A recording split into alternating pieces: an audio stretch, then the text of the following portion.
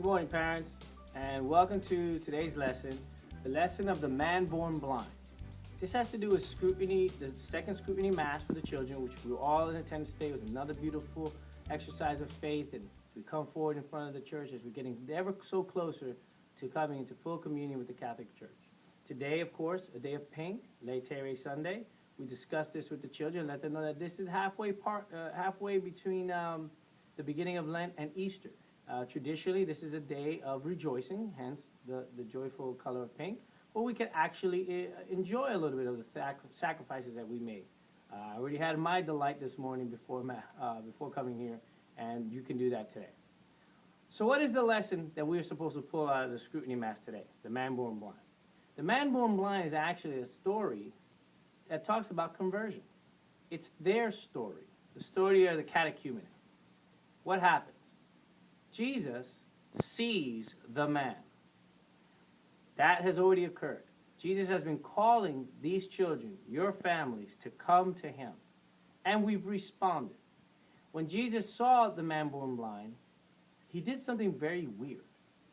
He spat and made clay and put it onto the eyes of the man born blind, and then told him to go wash. That has been occurring in each one of the catechumens' lives to this point.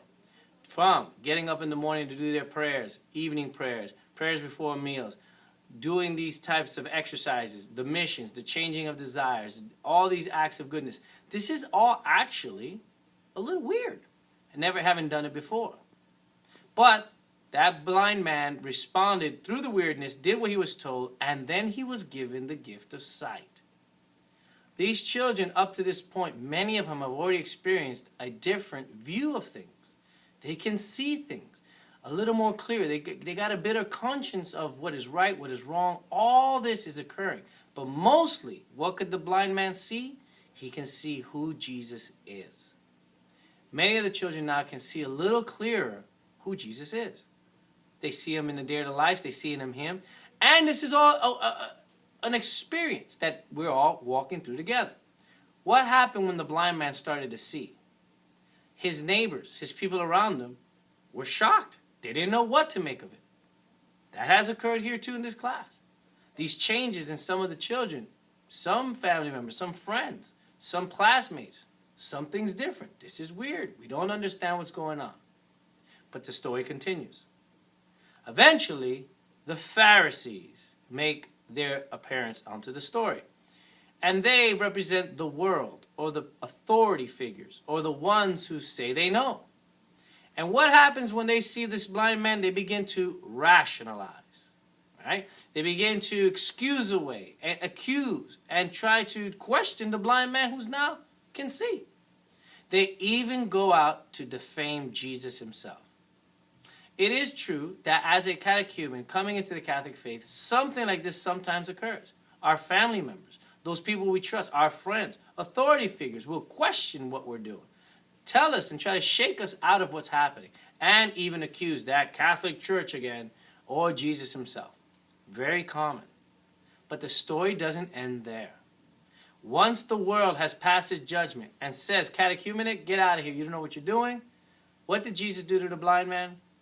He came and found him and asked him the question, do you believe in the Son of Man? This is occurring to them now. The response of the blind man is, who is he that I may believe? It is I who you're looking at. And after that, yes, I believe, that acceptance, that unity between him and Jesus is now there. He can see forever more clearly than he ever thought, and he is totally in communion with Jesus.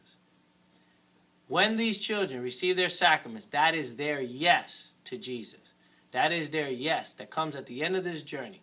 I see you, Jesus, and I want to be yours. And that union will occur with baptism, First Communion, and all the other sacraments that we're going to receive. That is the lesson that we should pull away for today. Their mission this week is to do the Stations of the Cross. Now, they'll be going on Fridays. They'll do them here at the parish at 7, and at 7:45 is the Spanish one. Highly recommend to do it as a group. But if you can't, if schedules are such that it can't happen, the children have been given the Stations of the Cross in their mission seats, so they should be doing their morning prayers, evening prayers, and trying to find time to do the Stations of the Cross. If they had to do it by themselves in their room, that's fine. It would be basically stating what the cross was, taking a moment to think about that event in the Passion of Christ, and then a simple Our Father, Hail Mary, and Glory Be before you move on to the next one. That would be the recommendation to do it. If you can't do it with the church or schedules prohibit participating on something like Friday. So, that's the mission this week. Man Born Blind, Stations of the Cross, and we're rapidly coming up to Easter. It's almost here, the holy day that is, and we'll see everybody next week for Scrutiny Mass number 3. Bye now, and God loves you.